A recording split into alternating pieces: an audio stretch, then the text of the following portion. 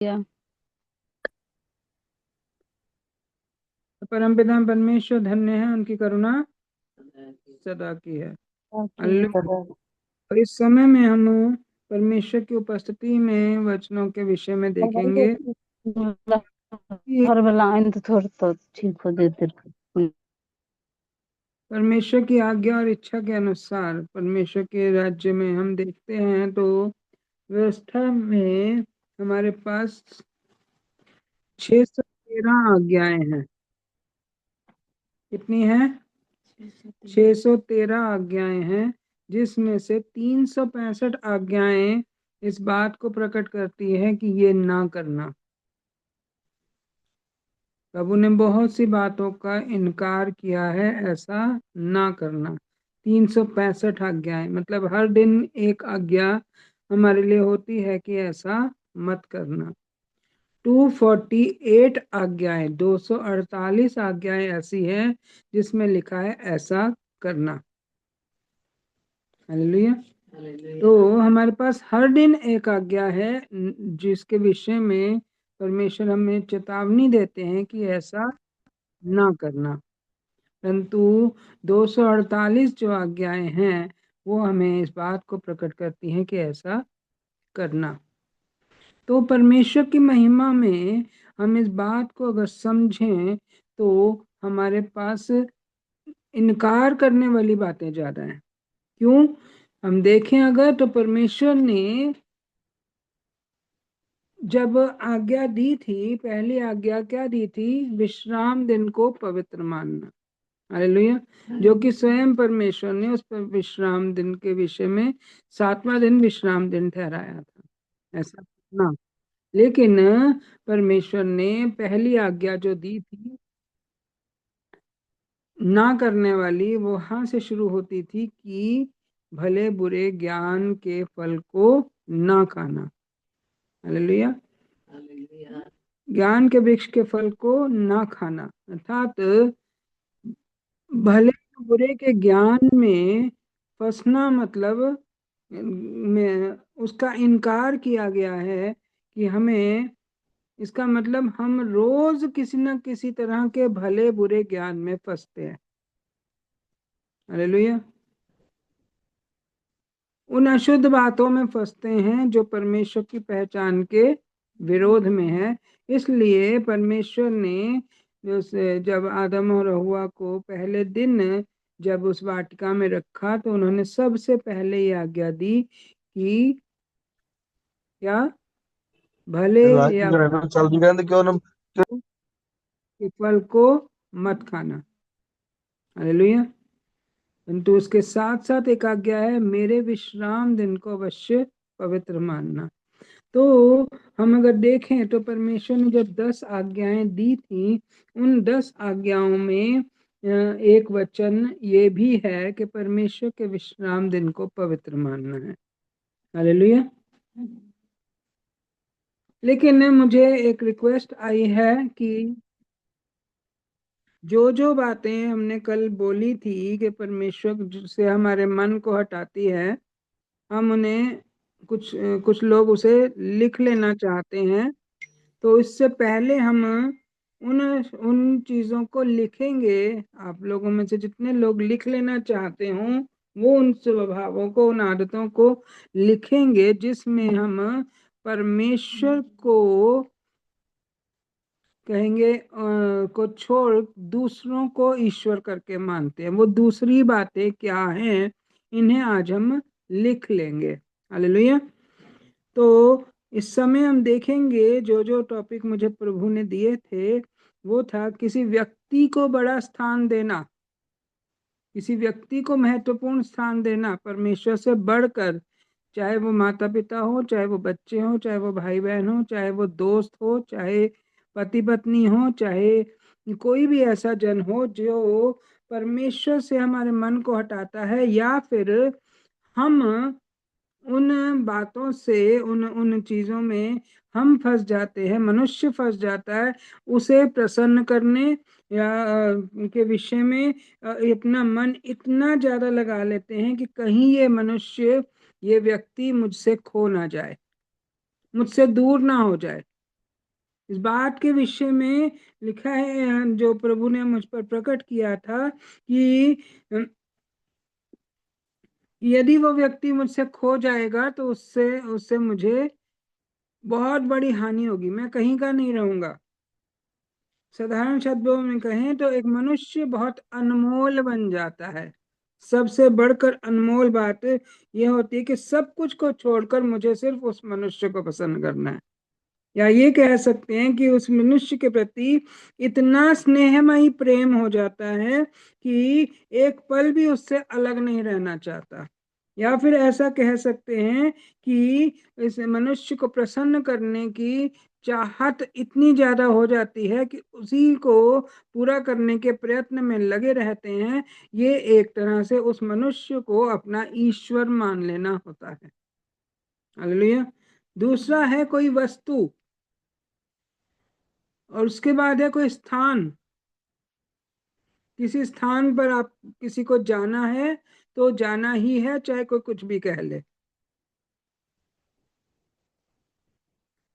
कोई स्थान बहुत लुभा गया है, उस स्थान के विषय में सोचते रहेंगे, उस स्थान पर जाने के विषय में प्लानिंग बनाते रहेंगे, योजना ऐसी ऐसी बनाएंगे किसी को कि किसी भी तरह से हम उस स्थान पर पहुंच जाए। सबसे बढ़कर सही बात तो ये है कि अपनी इच्छा को पूरा करने के लिए परमेश्वर पर भरोसा नहीं रखते, परंतु अपनी इच्छा को पूरा करने के लिए स्वयं पे भरोसा रखते हैं कि हम ऐसा करेंगे तो हो जाएगा, हमें ऐसा ही करना है। तो इस तरह से अपने आप पर, अपने मैं पर बहुत ज्यादा भरोसा हो जाता है। हालेलुया। उसके बाद है घृणा, दूसरों से घृणा करना। घृणा करते हैं तो मन में सारा दिन उस व्यक्ति के प्रति बुरी बुरी बातें चलती रहती हैं, कहाँ किसी ने क्या बुरा किया, क्या गलत किया, उसके विषय में उसको किस तरह से ताड़ना देनी है, उसको किस तरह से बुरा भला कहना है, उसको किस तरह से उसकी हानि करनी है, इस बात के विषय में मन में कल्पनाएं उठती रहती हैं। तो वो भी परमेश्वर की ओर से मन लगाने से हटा देती हैं। कोई ऐसी परिस्थिति, इसके अगला है परिस्थिति, कोई ऐसी परिस्थिति जिस परिस्थिति में कोई परेशानी, कोई दिक्कत आई है, तो उस परेशानी को सॉल्व करने में इतना व्यस्त हो जाते हैं कि प्रभु से पूछना या प्रभु की प्रार्थना करना भूल जाते हैं, परंतु उसे स्वयं ही सॉल्व करने में लग जाते हैं। उससे अगला है योजना बनाना। कोई ऐसी योजना बनाई गई है और उस योजना के बनाए जाने को, उस योजना को पूरा करने के प्रयत्न में लग जाते हैं। परमेश्वर से पूछना उसमें, या परमेश्वर की इसमें क्या इच्छा, क्या चाहत है, क्या परमेश्वर चाहते हैं कि हम उस योजना को पूरा करने के लिए प्रयत्न करें, क्या ये योजना परमेश्वर की ओर से है या नहीं है, उस बात के लिए परमेश्वर से नहीं पूछते, परंतु उसका परिश्रम, इतना परिश्रम करने में लग जाते हैं उस योजना को पूरा करने के लिए कि परमेश्वर की उपस्थिति में आना, परमेश्वर को बड़ा स्थान देना भूल जाते हैं। लक्ष्य, कोई ऐसी बात का लक्ष्य रखा है, किसी ने किसी चीज का लक्ष्य रखा है कि मुझे उस चीज को पाना ही पाना है, उस कार्य को करना ही करना है। एक लक्ष्य, जैसे पिछले दिनों में हम लक्ष्य के विषय में सीख रहे थे, कोई ऐसा लक्ष्य रखा है तो उस लक्ष्य को भी पूरा करने की धुन में लग जाते हैं। और जैसे कि धन इकट्ठा करने का लक्ष्य, या कोई डिग्री पाने का लक्ष्य, या कोई नौकरी पाने का, या कोई पोस्ट पाने का लक्ष्य, कोई ऐसा लक्ष्य होता है जिसे हमें पूरा करना, उसकी धुन में लग जाते हैं। उसके बाद है लालच। लालच, लोभ, लालच, अभिलाषा, उसे पूरा करने के लालच के कारण सदा हर समय ये धुन रहती है कि मुझे ये मिल जाए, मुझे वो मिल जाए, मुझे वो मिल जाए, मुझे तो चाहिए ही चाहिए, चाहे कुछ भी हो जाए। बच्चे माता पिता को परेशान कर देते हैं, या फिर माता पिता भी उस लक्ष्य को पूरा करने, उस लालच को पूरा करने के लिए। यदि धन का लालच है तो धन को जितना भी लालच कर लो, जितना भी उसे कर लो, उसे पूरा करने के प्रयत्न में लग जाते हैं। परंतु लालच ऐसी चीज है जिसमें मन कभी तृप्त होता ही नहीं है। उसे पूरा करने के लिए आप जितना पूरा हो भी जाएगा वो लालच आपका, आपकी चाहत, वो इच्छा, वो अभिलाषा पूरी हो भी जाएगी तो भी और चाहिए। परंतु परमेश्वर को पाने, उनको खोजने की का कुछ भी धुन नहीं रह जाती उसमें। उसका अगला है चिंता करना। बहुत चिंता, कुछ लोग इतनी चिंता करते हैं, इतनी चिंता करते हैं कि उन्हें बिल्कुल भी परमेश्वर पर भरोसा नहीं रहता। और कहते तो हैं कि हम परमेश्वर पर विश्वास कर रहे हैं, परमेश्वर पर भरोसा कर रहे हैं, परंतु उसे पूरा करने की धुन में उसे पूरा करने के लिए जब तक वो चीज सॉल्व ना हो जाए तब तक चिंता करते रहते हैं। वरन इतनी बातों की चिंता करते हैं। प्रभु ने भी कहा एक व्यक्ति से, तू बहुत बातों की चिंता करती है। किससे बोला था? मार्था से। तू बहुत बातों की चिंता करती है। हालेलुया। परमेश्वर के राज्य में परमेश्वर कहते हैं कि चिंता मत करो। हमारे जीवन में ऐसी बहुत सी चीजें होती है जिनमें चिंता आती है। लोग कहते तो हैं कि हम विश्वास कर रहे हैं, परंतु चिंता को छोड़ नहीं पाते हैं, जिससे हम परमेश्वर की के प्रति भरोसा खत्म हो जाता है। परंतु क्योंकि चिंता करके, प्रभु कहते हैं तुम चिंता करके अपने अपना एक भी बाल काला नहीं कर सकते। मतलब चिंता करके तुम अपने बाल सफेद कर सकते हो। हालेलुया। चिंता एक साधारण भाषा में, संसारिक भाषा में कहें तो लोग कहते हैं चिंता चिता समान है। सच में चिंता कर करके लोग अपने जीवन की अच्छी चीजों को एंजॉय नहीं कर पाते, परंतु सदा मन में बुराई ही बुराई बनी रहती है। पता नहीं कुछ होगा कि नहीं होगा, क्या होगा क्या नहीं होगा, क्या होगा क्या नहीं होगा, इन बातों में ही फंसे रह जाते हैं। उसके बदले आनंद, अपने आनंद को पूरा करने के लिए, अपने आप को खुश करने के लिए दूसरों को सताना, दूसरों का ठट्ठा करना, दूसरों के लिए कुछ ना कुछ बुरी युक्तियां, ऐसी ऐसी युक्तियां बनाना जिसमें फिर लोग कहते हैं, उनका किसी का कुछ बुरा हो रहा हो तो फिर कह देते हैं हम तो मजाक कर रहे थे। हालेलुया। किसी के लिए कोई बुराई खोजना, खोज कर उसमें आनंद मनाना, और वो आनंद किसी न किसी तरह से एक पाप को प्रकट करता है। उसका अगला है घमंड। घमंड करके हम किसी भी रीति से परमेश्वर को प्रसन्न नहीं कर सकते हो। कि लिखा है कि परमेश्वर को घमंडियों से घृणा है। क्योंकि घमंड मतलब अपने आप को ऊंचा दिखाना। उसके अगला है सफलता प्राप्त करने की धुन। धुन, सफलता प्राप्त करने की धुन, या हमें तो सफल ही होना है। और उस सफलता को प्राप्त करने के लिए यदि किसी को हानि भी पहुंचानी पड़े, उस सफलता को प्राप्त करने के लिए किसी के लिए कोई बुराई ही हो जाए, उसका बुरा भी करना पड़े, तो हम बुरा कर लेंगे, लेकिन हमें सफलता चाहिए। कोई हमसे आगे नहीं बढ़ना चाहिए, चाहे कुछ भी हो जाए। और ये सफलता प्राप्त करना सबसे बढ़कर परमेश्वर की दृष्टि में जो है मूर्खता है। क्योंकि इसमें जब हम दूसरों को हानि पहुंचाते हैं तो वो परमेश्वर की दृष्टि में बुराई है। हालेलुया। इससे अगला है पशु पक्षियों की और सृष्टि की वस्तुओं की उपासना करना। उसके विषय में हमने कल भी सीखा था। धन संपत्ति बनाने की धुन, अपनी जमीन जायदाद को बढ़ाने की, धन संपत्ति बढ़ाने की धुन, पैसा जोड़ने की धुन में कई लोग आज को खराब कर देते हैं फ्यूचर को अच्छा करने के लिए। हालेलुया। उसमें परमेश्वर कहते हैं कि तुम कल की चिंता मत करो, कल आप अपनी चिंता कर लेगा। हालेलुया। तो धन संपत्ति को जोड़ने के लिए आज अपना खराब कर लेते हैं, आज कंजूसी से जीवन बिताएंगे, कल आज अपने घर परिवार के लोगों को ताड़ना देंगे, सताएंगे, उनकी इच्छाओं को, उनकी आवश्यकताओं को पूरा नहीं करेंगे, क्योंकि हम कल के लिए पैसा जोड़ रहे हैं। तो ये धन संपत्ति बनाने की धुन भी परमेश्वर की पहचान के विरोध में है, क्योंकि परमेश्वर हमेशा कहते हैं कि किसी को रिस्क मत दिलाओ या किसी की हानि मत करो। हालेलुया। धन संपत्ति बनाने के लिए बहुत से लोग दूसरों की संपत्ति को भी धो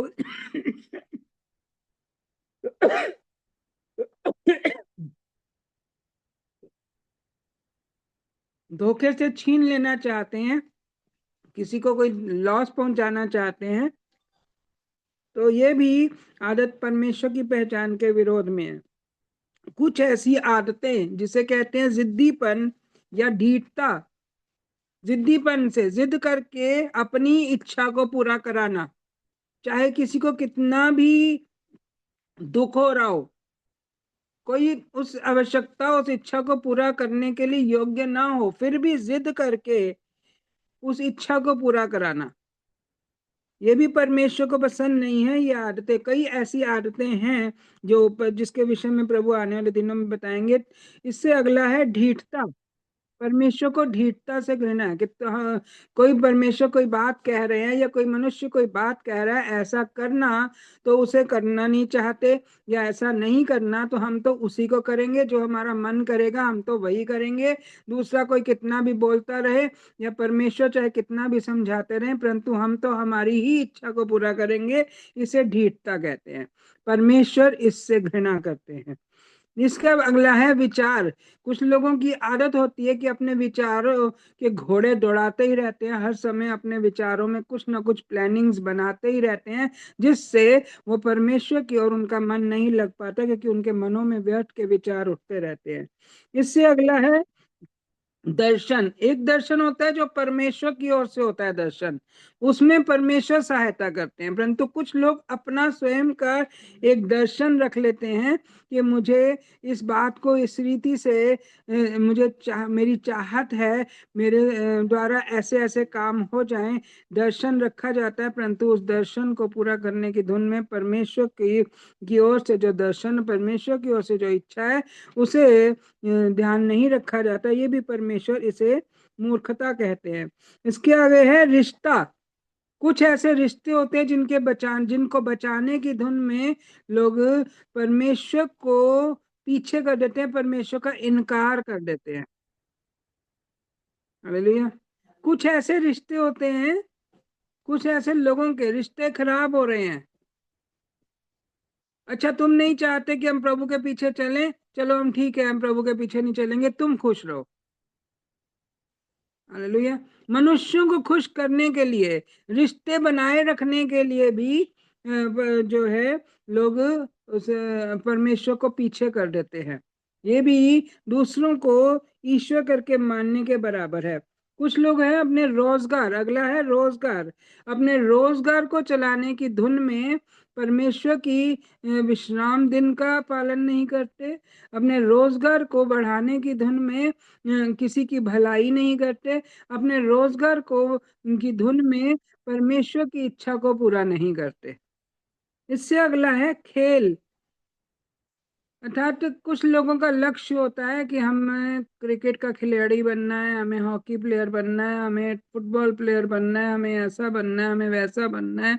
और जिस तरह से उसमें प्रयत्न, जैसे कि वचन में लिखा है, एक पहलवान अपने मुकुट को जीतने के लिए कई तरह का परिश्रम करता है। अर्थात कुछ ट्रॉफी को जीतने के लिए, कुछ मेडल्स को जीतने के लिए बहुत परिश्रम करेंगे, परंतु प्रभु को पाने के लिए, प्रभु को खोजने के लिए परिश्रम नहीं कर पाते। जो मुकुट हमें परमेश्वर की ओर से मिलना, उसकी ओर नहीं रह पाते। इसलिए वो खेल, यदि आपका ऐसा पैशन बन गया है जो आपको प्रभु से दूर कर रहा है, तो उसके लिए सावधान करते हैं परमेश्वर। एक है बीमारी।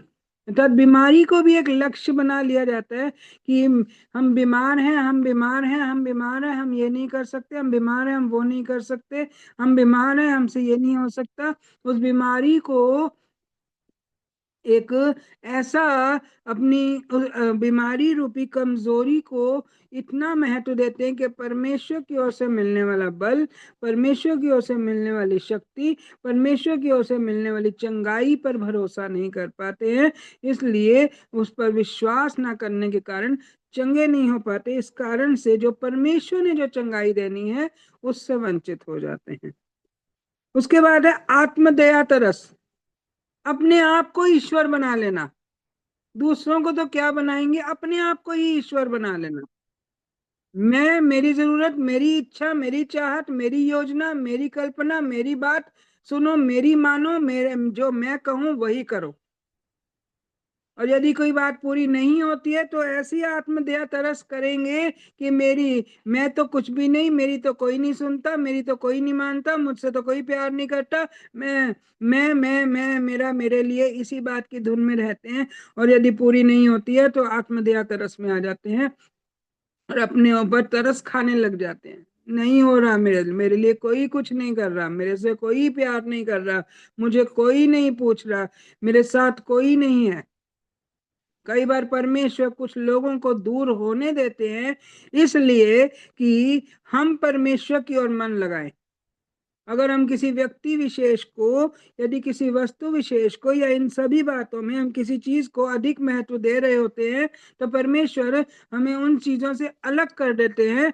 तो ऐसे समय में जब उन चीजों से अलग हो जाना मिलता है तो लोग अपने ऊपर तरस खाना शुरू कर देते हैं। यहाँ पर शैतान आत्मदया तरस को ले आता है, क्योंकि मनुष्य कहते हैं हमारे लिए तो कुछ नहीं, हम तो तुच्छ जाने गए, हम तो निर्बुद्धि जाने गए, हम तो मूर्ख जाने गए, हमें तो लोग ऐसा समझते हैं, हमें तो ऐसा समझते हैं।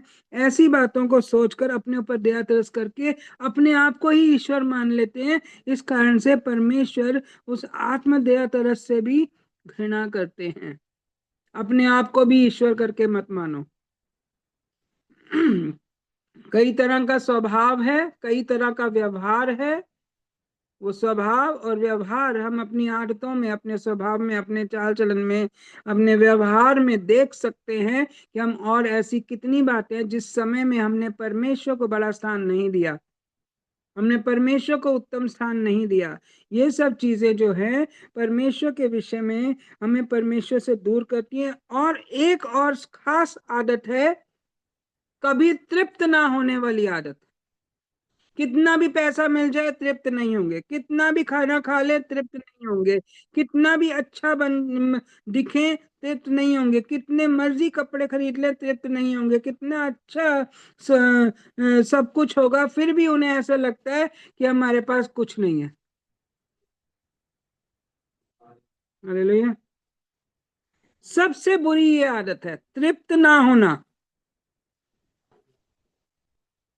कि तृप्त नहीं हो पाते। वो यदि वो बात, वो इच्छा, वो चाहत पूरी हो भी रही हो तो भी और पाने की चाहत।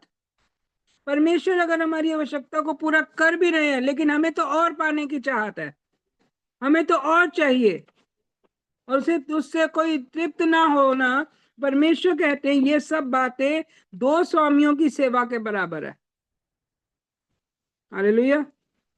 इन सब बातों पे मन लगाना, किसी पर अधिक अधिकार रखना, किसी को अपना दास की रीति से उस पर अपने अपने ऊपर थोपना, ये भी एक बुरी आदत है, ये भी एक बुरा स्वभाव है।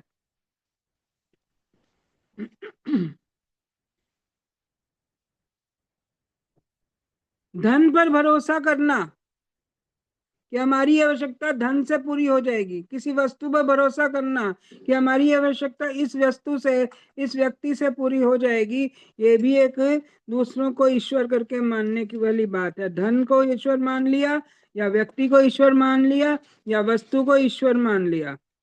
हालेलुया।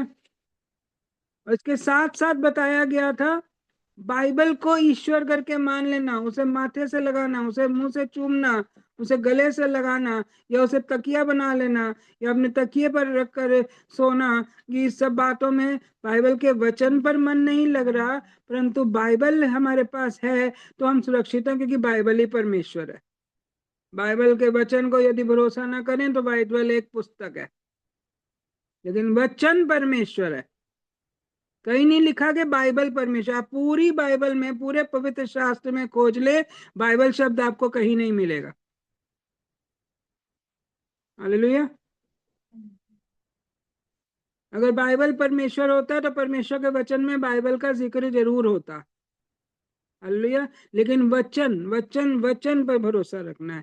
और इससे बढ़कर एक और महत्वपूर्ण बात कही गई थी कि चर्च जाना भी एक ईश्वर का बन जाता है कुछ लोगों के लिए। हम चर्च जाएंगे चाहे परमेश्वर के आराधना करने की इच्छा नहीं होती है, चाहे परमेश्वर के वचन को सुनने की इच्छा नहीं है, जब चर्च जाना एक एंटरटेनमेंट बन जाता है। हम अपने मित्रों से मिलेंगे, हम अपने लोगों से मिलेंगे, हम थोड़ी सी गपशप करेंगे, मौज मस्ती करेंगे, चर्च को अपने एंटरटेनमेंट का स्थान बना लेते हैं। तो विश्राम दिन को मानना भी एक दूसरों को की उपासना करने के बराबर हो जाता है। हालेलुया। इसलिए परमेश्वर के ने सबसे बढ़कर ये आज्ञा दी है, सारे मन से, सारी बुद्धि से, सारी शक्ति से, सारे प्राण से मुझसे प्रेम करो।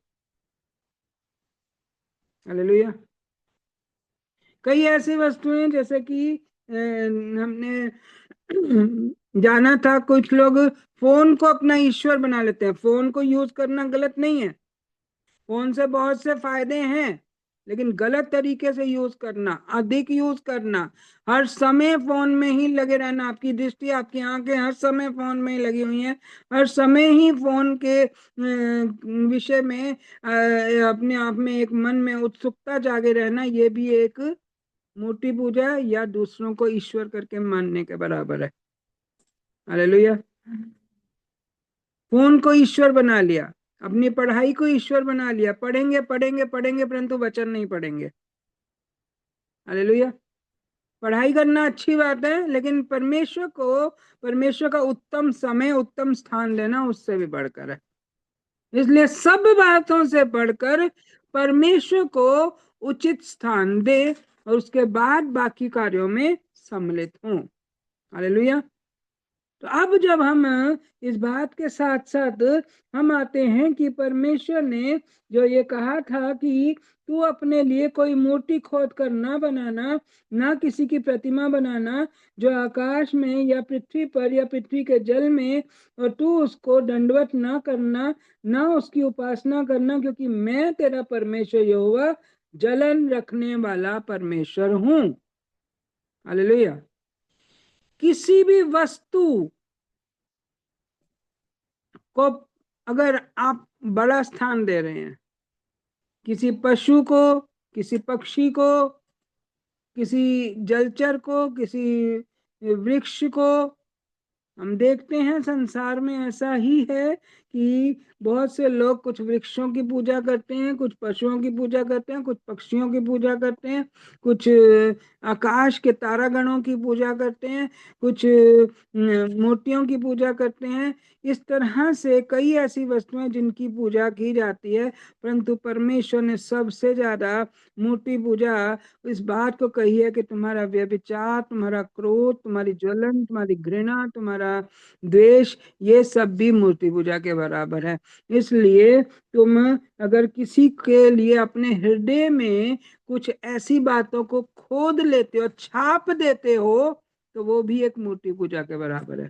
किसी के विरुद्ध या किसी के पक्ष में, किसी के प्रेम में होकर, किसी के जलन में होकर, आपने किसी के व्यक्ति के विषय में कुछ बातें अपने हृदय में खोद कर रख ली हैं, और कोई कितना भी अपने आप को अच्छा दिखा ले, फिर भी वो आपकी नजर में कभी अच्छा नहीं हो सकता। या कोई कितना भी बुरा हो, परंतु आपकी नजर में वो इतना अच्छा है कि कोई कितना भी बता ले, आपको फर्क नहीं पड़ता, मेरे लिए वो अच्छा है तो अच्छा है। आपने अपने हृदय में किसी के लिए ऐसी छाप रख ली है, तो वो भी एक मूर्ति पूजा के बराबर है। मूर्ति खोद कर मत बनाना था, तो उस मनुष्य को अपने हृदय में एक मूर्ति के समान रख लिया, किसी वस्तु को, किसी व्यक्ति को अपने हृदय में मूर्ति बनाकर रख लिया। तो प्रभु कहते हैं, मैं जलन रखने वाला परमेश्वर, क्योंकि तुम मेरा मंदिर हो, तुम मेरा मंदिर हो, तुम में सिर्फ और सिर्फ और सिर्फ मैं रहना चाहिए, और बाकी बातों की चिंता परमेश्वर पर छोड़ देनी चाहिए। हालेलुया। जो काम करने की परमेश्वर आज्ञा दे वो करें, जो काम करने से परमेश्वर इनकार करे वो ना करे। इसलिए लिखा है कि जो मुझसे बैर रखते हैं उनके बेटों, पोतों, परपोतों को भी पितरों का दंड दिया करता हूं। हालेलुया। यदि ये पाप हो रहा है तो उसका दंड बच्चों, पोतों पर, पोतों पर आता है। परंतु यदि उस पाप से अगर एक पिता ने पाप किया, एक व्यक्ति ने पाप किया, परंतु उसके बच्चों ने उस पाप से मन फिरा लिया, अगर पिता कर रहा है पाप तो बच्चे उसी पाप को देखकर वो पाप ना करें, मन फिरा ले उस पाप से, तो वो इस आज्ञा से अलग हो गए, वो इस आज्ञा से, इस प्रतिज्ञा से अलग हो गए। वन उन्होंने अपने लिए जीवन पा लिया, क्योंकि उन्होंने उस आदत को अपने लिए अपनाया नहीं। हालेलुया। यदि उस आदत को, अगर इस गलती को, किसी भी तरह की इनमें से कोई गलती, कोई स्वाभाविक, कोई मानसिक, कोई आत्मिक, कोई भौतिक, कोई भी ऐसी गलती यदि एक व्यक्ति ने करी है, तो उसका पुत्र यदि वो गलती ना करे, या उसका पोता या उसका परपोता उस गलतियों से मन फिरा ले और परमेश्वर की ओर अपने मन को लगा ले, तो वो परमेश्वर की ओर से जीवित रहेगा और उसे उसका दंड भुगतना नहीं पड़ेगा। हालेलुया। इसलिए लिखा है कि जो मुझसे प्रेम रखते और मेरी आज्ञाओं को मानते हैं उन हजारों पर मैं करुणा किया करता हूं।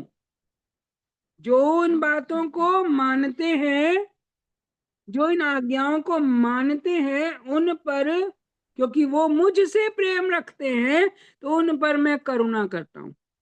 वो उन पर करुणा की जाएगी, उन पर अपने पिता का दंड नहीं आएगा, उन पर अपने दादा का दंड नहीं आएगा, वो उस दंड से आजाद हो जाएंगे। क्योंकि लिखा है प्रभु यीशु मसीह ने अपने लहू का दाम देकर हमें व्यवस्था के श्रापों से, अर्थात पैतृक श्रापों से आजाद कर दिया। आमीन। विधियों का लेखा जो तुम्हारे नाम पर था, जो पितरों की ओर से आया था, तुम्हारे विरोध में था, वो प्रभु यीशु मसीह ने मिटा डाला, क्रूस पर किलो से जड़कर तुमसे दूर कर दिया। इसलिए परमेश्वर का वचन कहता है कि यदि पिता ने मूर्ति पूजा करी, किसी भी तरह की शारीरिक, मानसिक, आत्मिक, भौतिक, बौद्धिक, स्वाभाविक, किसी भी तरह की मूर्ति पूजा में अगर पिता फंसा, पुत्र ने उस आदत को नहीं अपनाया, उस चाल चलन को नहीं अपनाया, और उसने अपना प्रेम सिर्फ और सिर्फ परमेश्वर के साथ रखा, तो वो अवश्य ही उद्धार पाएगा। इसका सबसे बड़ा उदाहरण है नूह, और उससे बाद हम उस उदाहरण को भी ना देखें तो अगर हम देखें तो अब्राहम, अब्राहम का पिता एक मूर्ति पूजक था, वो मूर्तियों को गढ़ने वाला मनुष्य था। हालेलुया। परंतु अब्राहम परमेश्वर को खोजने वाला मनुष्य था, इसलिए उसे मूर्तियों से ज्यादा परमेश्वर की ओर उसका मन लगा, परमेश्वर को खोजने पर मन लगा हुआ था। इस कारण से परमेश्वर ने उसे चुन लिया और उससे बात किया, उस पर परमेश्वर ने अपनी करुणा दिखाई। आमीन। वो पैतृक श्रापों से आजाद हो गया। परंतु देखा जाए तो उसका भतीजा लूत, जिसने परमेश्वर की बातों पर पूरी तरह से मन नहीं लगाया, उसका अधूरा सुधार हुआ, वो बच तो गया परंतु जलते जलते। अर्थात इस बात में हम देखते हैं कि परमेश्वर ने फिर भी अब्राहम की प्रार्थना से उसे बचाया तो सही, परंतु फिर भी उनकी बेटियों ने उसके साथ व्यभिचार करके उन्हें, उसको, वो खुद भी और अपने पिता को भी नाश की ओर ले गई। अपनी उसकी उनकी जाति, जो उसे वंश, जो वंशज, जो जातियां उत्पन्न हुई, उन्हें भी नाश की ओर ले गए। हालेलुया।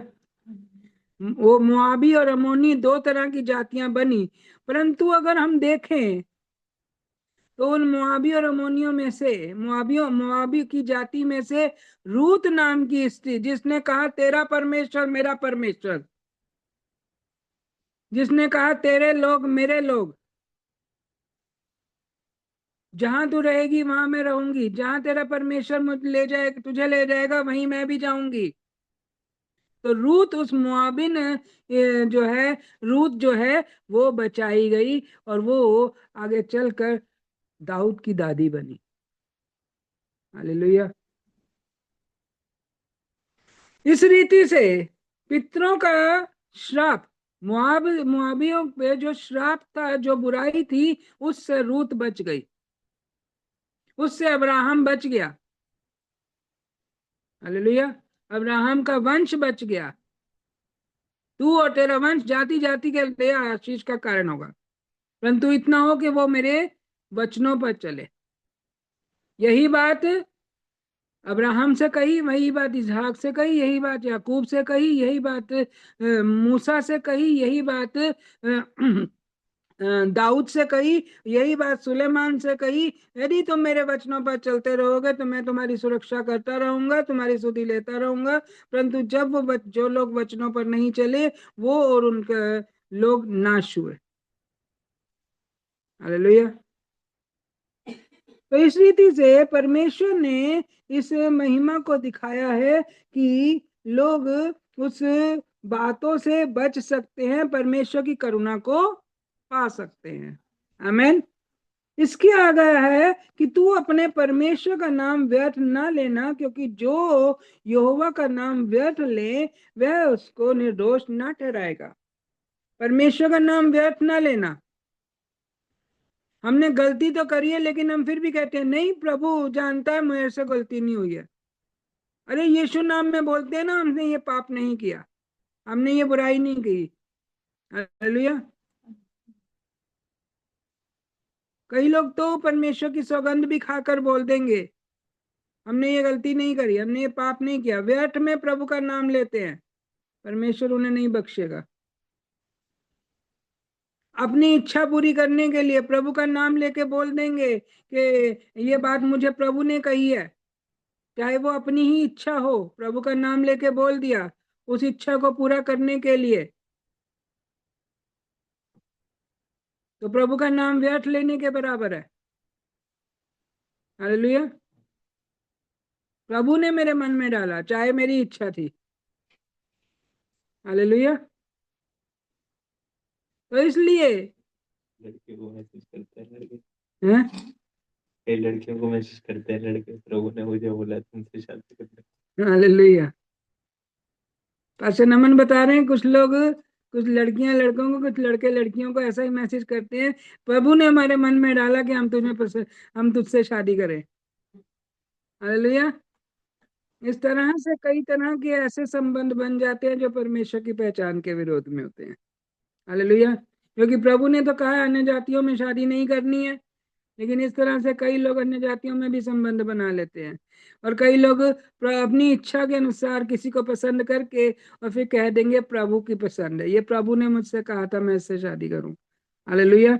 इस कारण से कई लोगों के जीवन में परीक्षाएं आ जाती हैं, क्योंकि प्रभु ने कहा है कि मेरा नाम जो व्यर्थ में लेगा उसको मैं निर्दोष ना ठहराऊंगा। निर्दोष नहीं ठहर सकते वो। हालेलुया। अब हम आए हैं उसी विश्राम दिन के पर।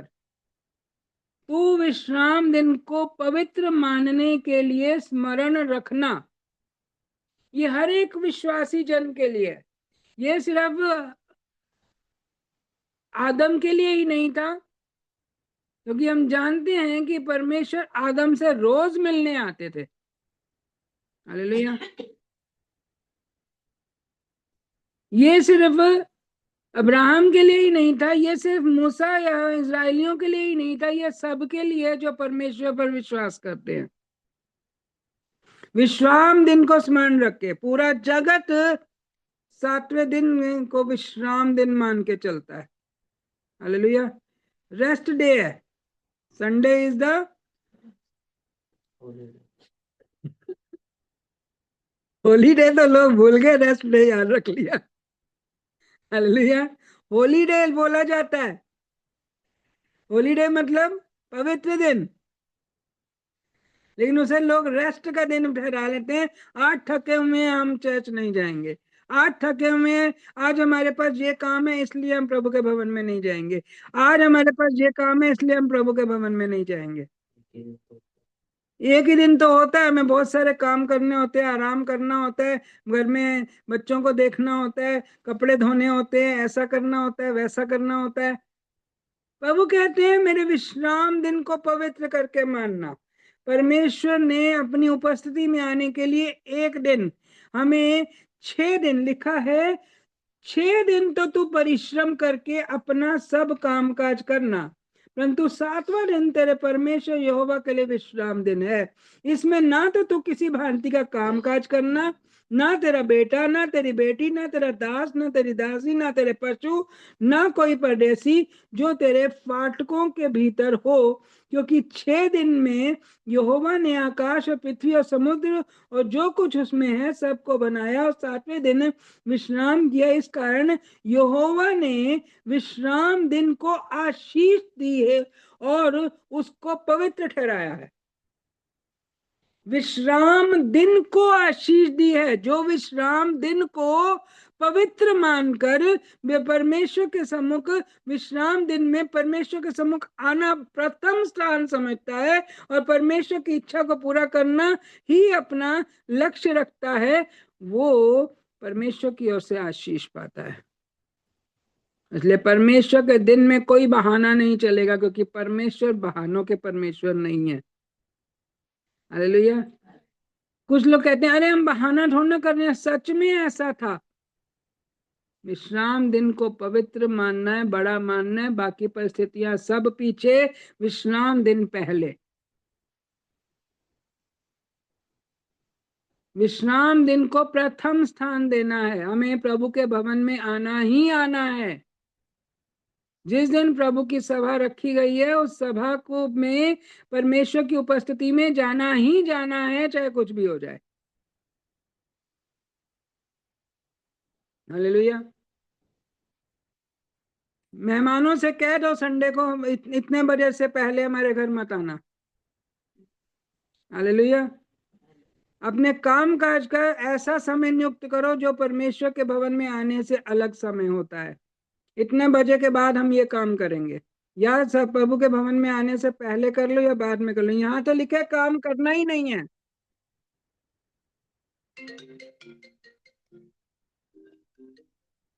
हालेलुया। यहाँ तो लिखा है काम करना ही नहीं है, परंतु परमेश्वर हम पर यह प्रकट करता है कि हम विश्राम दिन को पवित्र करके माने, प्रथम स्थान परमेश्वर को दे। प्रथम स्थान परमेश्वर को दे। क्या करें?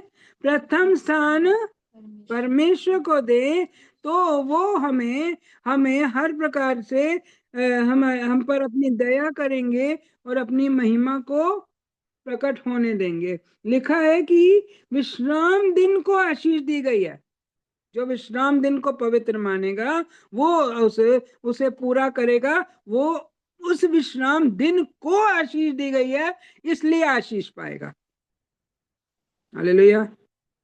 क्योंकि विश्राम दिन को आशीष दी गई है, इसलिए आशीष पाएगा। विश्राम दिन को पवित्र ठहराया गया, इसलिए वो भी उस दिन परमेश्वर के वचन को सुनकर उसे मानकर पवित्र बनता चला जाएगा। हालेलुया। विश्राम दिन को परमेश्वर की आराधना करना मतलब हम परमेश्वर को कुछ दे रहे हैं, और विश्राम दिन के दिन परमेश्वर के वचन की द्वारा दी गई शिक्षा को ग्रहण करना मतलब हम परमेश्वर की उस शिक्षा को ग्रहण करके उसे मानने की इच्छा रखते हुए, उसे ग्रहण करते हुए हम पवित्र हो रहे हैं।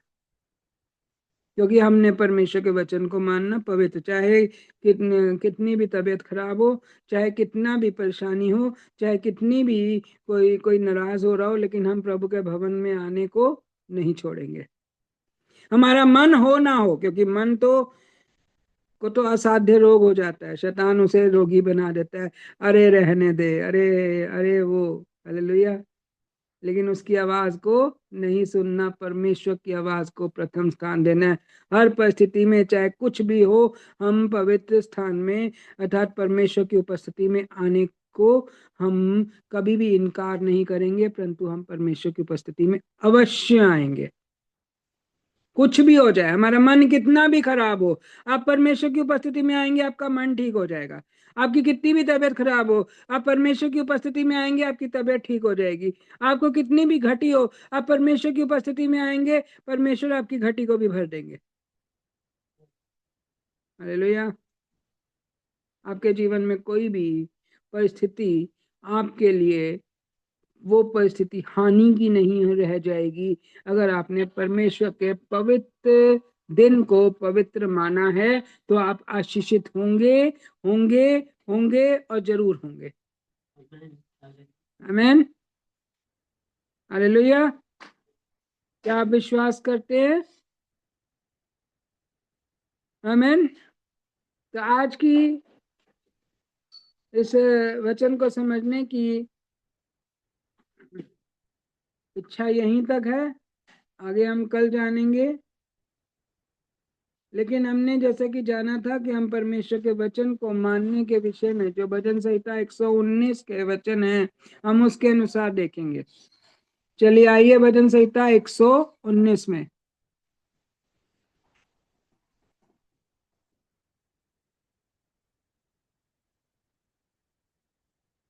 इसके हमने पहले पार्ट को हमने पहले लास्ट सैटरडे को पढ़ा था।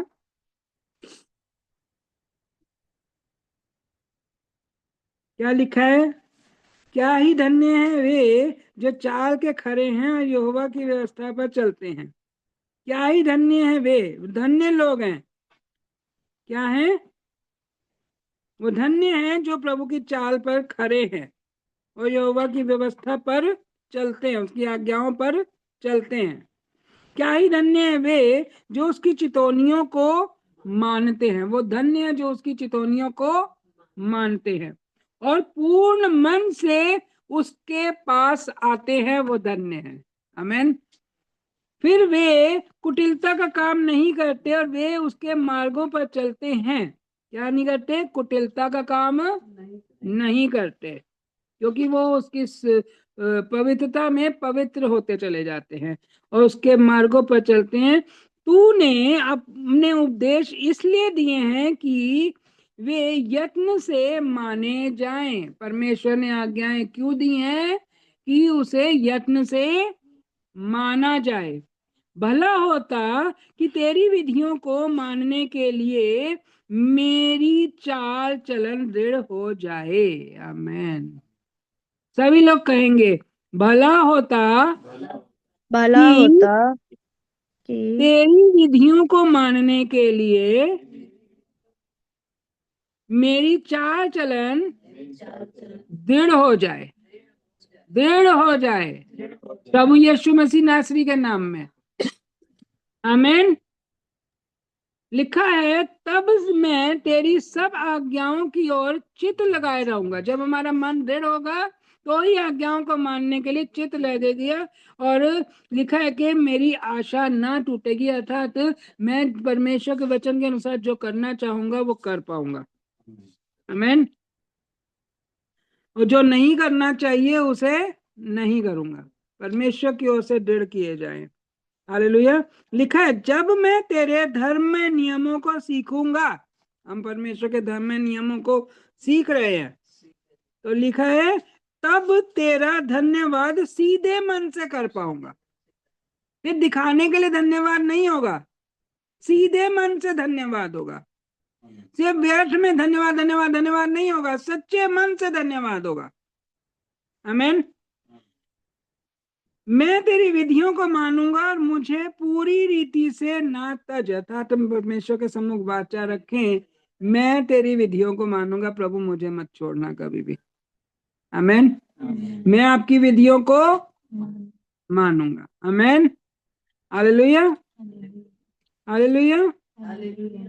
तो इसके साथ साथ परमेश्वर अपनी महिमा में आगे हमें बढ़ाना चाहते हैं। आगे क्या लिखा है? जवान अपनी चाल को किस उपाय से शुद्ध रखे? तेरे वचन के अनुसार सावधान रहने से। जवानों सुन लो। हालेलुया। सभी मसीह में सभी जवान है, या तो बालक है या जवान है, बूढ़ा कोई नहीं है। हालेलुया। तो लिखा है जवान अपनी चाल को किस उपाय से शुद्ध रखे? तेरे वचन के अनुसार सावधान रहने से। हम अपनी चाल को किस तरह से शुद्ध रख सकते हैं? परमेश्वर के वचन के अनुसार सावधान रहने से। बच्चों सावधान रहना, जवानों सावधान हो जाओ, बूढ़ों सावधान हो जाओ। आमीन। मैं पूरे मन से तेरी खोज में लगा रहूंगा। यिर्मयाह की पुस्तक 33:3 में लिखा है, जो परमेश्वर को खोजता है वो जीवित रहेगा। हालेलुया। तू मुझको पुकार, मैं तेरी सुनूंगा। तू मुझे खोज, मैं तुझे उत्तर दूंगा। आमीन। हालेलुया। तो मैं पूरे मन से तू तेरी खोज में लगा हूं, मुझे तेरी आज्ञाओं की बाट से भटकने ना दे। परमेश्वर से सामर्थ मांगे कि हम उसकी आज्ञाओं को पूरा करने से भटक ना जाएं। आमीन।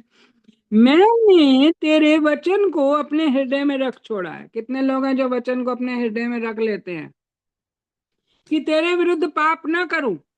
मैंने तेरे वचन को अपने हृदय में रख छोड़ा है। कैसे हृदय में रखेंगे? रट रट के, विश्वास करके, मनन करके, या उसमें से उसे सीख सीख के। हालेलुया। हम किस किस तरह से कर सकते हैं परमेश्वर के वचन को अपने मन में? रट रट के। वो रटना तो किसी समय में भूल सकता है, परंतु सीख सीख कर, विश्वास के साथ उसे पूरा करने की धुन में अपने हृदय में छाप ले, तो आप उसे पूरा कर पाएंगे और पाप नहीं करेंगे। पाप करने समय आपको वो वचन स्मरण आ जाएगा जो आपने अपने हृदय में रख छोड़ा है। आमीन। तो लिखा है, हे यहोवा तू धन्य है, मुझे अपनी विधियां सिखा। तो कहे, प्रभु मुझे अपनी विधियां सिखाइए। आप धन्य परमेश्वर हैं, मुझे अपनी विधियां और सिखाइए और सब विधियों पर चलने में सहायता भी करिए। आमीन। तेरे सब कहे हुए नियमों का वर्णन मैंने अपने मुंह से किया है। हालेलुया।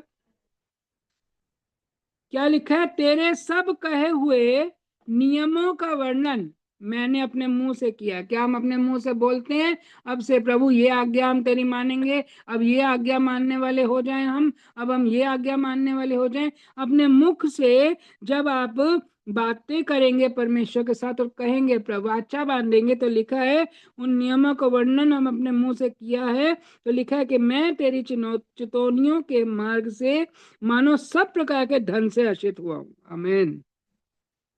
अर्थात परमेश्वर की चेतावनियां, जो चेतावनियां हैं, उनको मानते हुए क्या करेंगे? सब प्रकार के धन से आशीषित हुआ हूं। आत्मिक और आर्थिक और भौतिक बौद्धिक सब प्रकार के धन से हर्षित हुआ हूं। हालेलुया। कितने लोग अमीर बनना चाहते हैं? हालेलुया। अगर आपकी चाहत है कुछ पाने की, सिर्फ भौतिक ही नहीं, आर्थिक ही नहीं, आत्मिक रीति से भी हमें धनी बनना है, हर्षित होना है, तो हमें परमेश्वर की चेतावनियों को और परमेश्वर के वचनों को मानना आवश्यक है।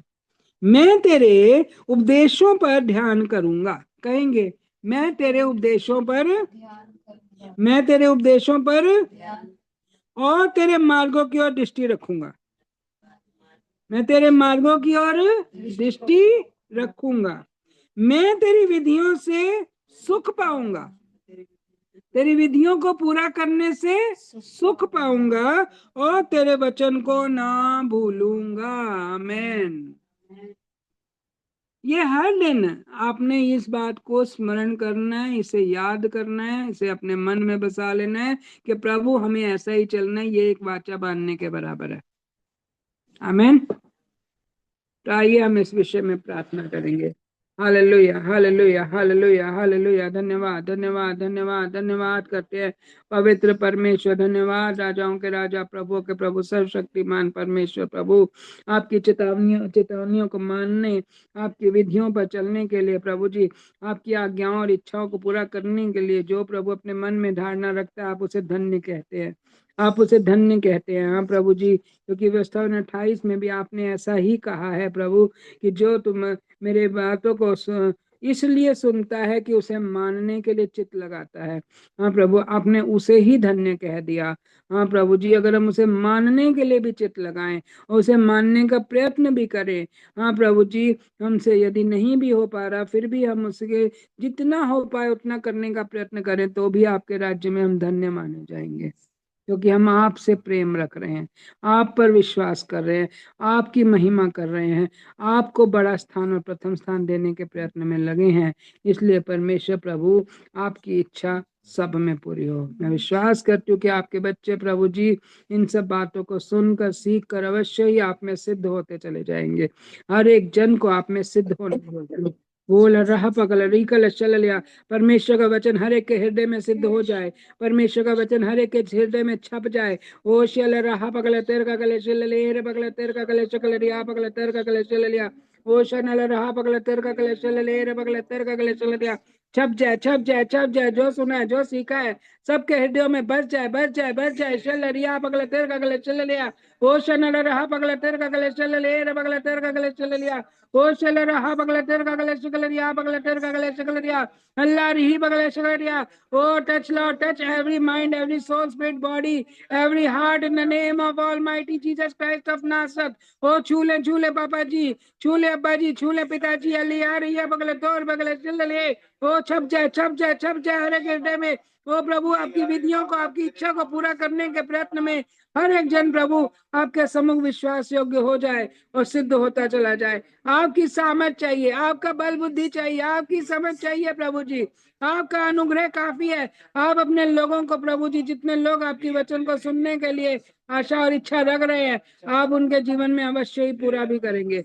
अल्लाह री बगले शकल हे बगले तेर का गले चल लिया। ओ शल रहा बगले तेर का गले चल ले। ओ शल रहा बगले तेर का गले चल ले।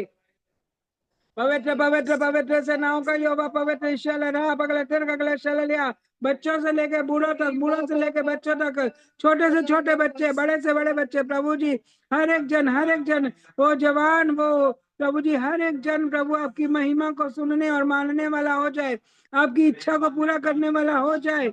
ओलिया रहा बगले शिलिया रहा बगले तेर का गले चल ले। ओलिया रही बगले शिलिया। यीशु नाम में छू ले पापा जी, छू ले अब्बा जी, छू ले पिताजी, छू ले प्रेमी परमेश्वर, छू ले दया के सागर, छू ले करुणा में परमेश्वर, हर एक जन के हृदय में आप कार्य करे, आप कार्य करें प्रभु, आप कार्य करें, हर एक देह प्राणात्मा में आप कार्य करें। आप करेंगे कर प्रभु, आप करवाएंगे तो अवश्य ही हो जाएगा। हम आपको धन्य कहते हो पिताजी, आपके हाथों में सौंप रहे अपनी पाक पवित्र भावती और भली और सिद्ध इच्छा को पूरा होने दें हर एक जन में, यीशु मसीह नासरी के नाम में धन्यवाद के साथ, आमेन।